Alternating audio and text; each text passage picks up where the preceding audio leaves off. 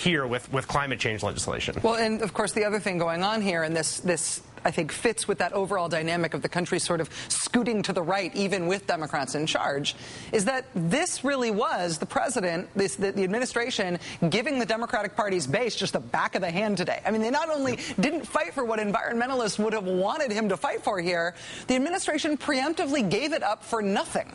Do they just not care what the base thinks? Do they see political advantage actively in messing with the base like this? Yeah, this is on the internet known as the punch the hippie strategy, which I think is always applauded here in Washington, because there's this bizarre kind of, I don't know what it is about this town. They hate the left, they hate liberals, they hate progressives. So if you're bashing them, you must be doing something right. So I think there's that. But look, it's a legislative problem for them. There are 10 Democratic senators along that coastline that got opened up to drilling today, and they're not happy campers. Now, at the end of the day, Rahm Emanuel and the White House's calculation is you'll take it and you'll like it, because at the end of the day, you're going to come around and vote. And to be totally honest, it's hard to think they're wrong after the health care battle, because at the end of the day, every progressive member of the House Progressive Caucus voted for that bill, even though they signed a letter in the beginning saying they wouldn't vote for a bill without a public option. The calculation from the beginning of the White House on health care was, it doesn't matter what we give away. At the end of this process, they're going to be there to vote for us. And having come off health care, it's hard to think that they're making the wrong calculation.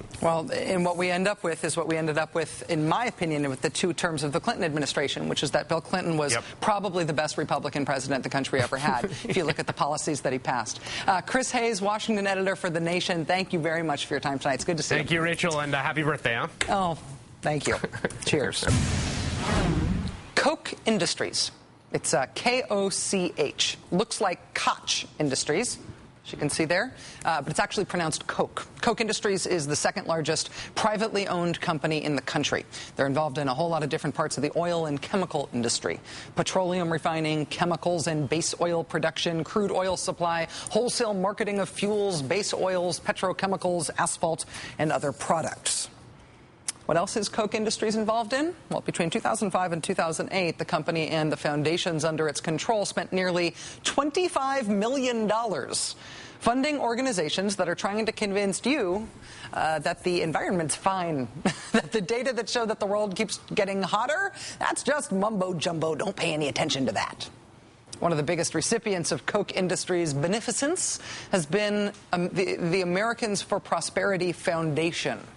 If that sounds familiar to you, well, Americans for Prosperity got over $5 million from Koch foundations between 2005 and 2008.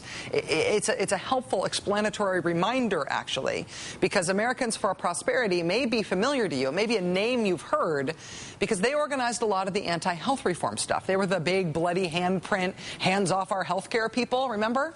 But even at the height of the anti-health reform hubbub that they were organizing, when you went to the Americans for Prosperity website, lo and behold, it wasn't all about health care. It was this sort of awkward thing that I could never quite put my finger on during that whole the whole fight over health reform and all the things they were organizing. When you actually went to their website at that time, you would find the website, despite all the things they were doing in public, was still totally dominated by pro-oil, global warming is bunk messaging.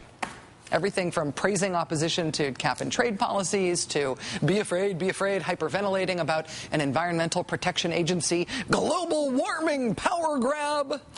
They've been promoting something they call a regulation reality tour. And, of course, their hot air tour, a nationwide gimmick launched in 2008, complete with a hot air balloon, by which they preached against climate change hysteria and the evils of cap and trade. Now, as we have pointed out here before, Americans for Prosperity bills itself as an organization of grassroots leaders, they say, who engage citizens in the name of limited government and free markets on the local, state, and federal levels. But it's an organization founded by the executive vice president of Koch Industries, David Koch, who is also chairman of the Americans for Prosperity Foundation, who is also the 19th richest man in the world and the 9th richest man in America, which means he is a very, very specific kind of grassroots leader.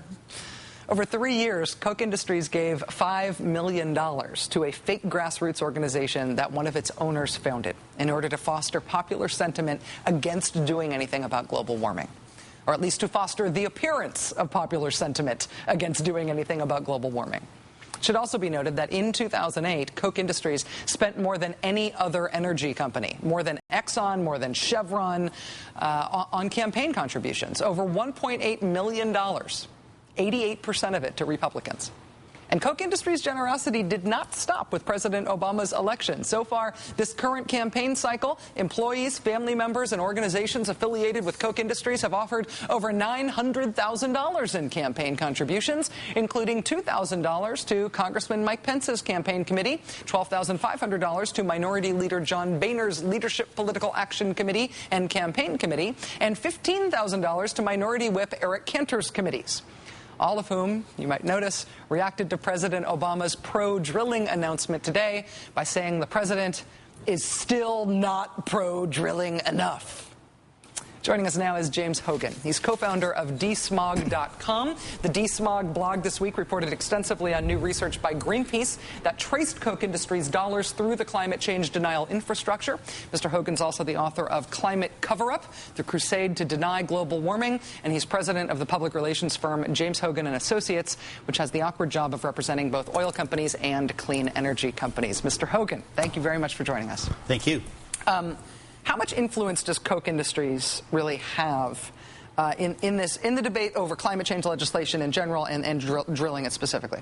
Well, back to 1997, close to $50 million came from Koch Foundation, the Koch Foundation, to 40 different organizations that are part of a network that we call an echo chamber of climate change denial. So over 13 years, they spent $50 million. $50 million. Trying to convince people that climate change isn't real. That's right, through these different organizations. And the fact that there's 40 of them creates this unique situation where people hear this message about, doubt about climate science from so many different organizations that it becomes believable. And people in my business, in the public relations business, have known this for a long time, back to the days of Philip Morris, which is actually where some of these organizations and the techniques that they use began in the early 90s. Philip Morris started a group called the Advancement of Sound Science Coalition.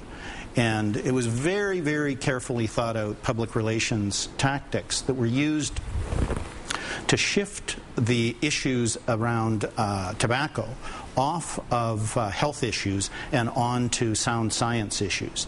And Philip Morris knew they couldn't do it by themselves, and so they invited people like, or organizations like Exxon and other fossil fuel companies to join them. And it basically became the beginning of a campaign that a lot of these 40 different organizations that I was talking about earlier drew on to, then it was tobacco, today it's greenhouse gases. But you're saying it's the same tactic in two ways. One, that you use a lot of different organizations, so you can't just dismiss the one industry-funded group that's trying to shoot down what everybody else thinks is true. But it's also taking on not the policy issues about what the implications are of the science, but attacking the science, saying there's no real problem here, trying to make that a muddy issue. That's right. It basically undermines, it poisons public conversations, and it undermines public confidence in science, and it makes it difficult for even well-intended political leaders to actually do the right thing on these issues. And the trick in public relations is always repetition. Mm-hmm. You look for those kind of projects where you can actually tell people something 10 times, so they actually remember what you're talking about, and there's more chance that they're actually going to believe you. When you pour $50 million into 40 different organizations like this, and Koch Industries isn't the only funder. Exxon and a number of other groups and companies are funding these 40 climate change denier outfits. That is an incredibly powerful influence over public opinion. And that makes it an incredibly powerful influence over politics. Briefly, are you optimistic that there will be energy legislation this year? I am. But you know what? I think it's all going to come down to this, that people need to start to demand that political leaders and journalists start to ask these climate change, these so-called climate change skeptics, some basic questions about who's funding them and what their qualifications are, whether or not they're actually even climate scientists or they're doing climate science. We've been looking at this for 4 years. It is really difficult to find a legitimate climate scientist who doesn't think that climate change is a problem. James Hoggan, co-founder of DesmogBlog.com, author of Climate Cover-Up, The Crusade to Deny Global Warming. Thanks for helping us with this. I appreciate it. Thank you. Nice to meet you. Good to meet you.